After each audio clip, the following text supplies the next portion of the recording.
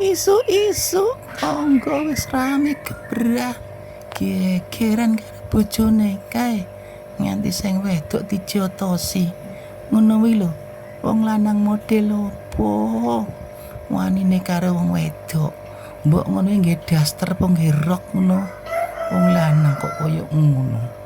Mosok lali dhisik pas njaluk kae jare ngomong doae kula damel sae nyatane saiki trimo di Pulau Soro no. Ngerti nek wong wedok iki ra enek lerene isuk ngopeni anake ya to bengi cek digugah pake. Urung nek anake pas lara ngono kae.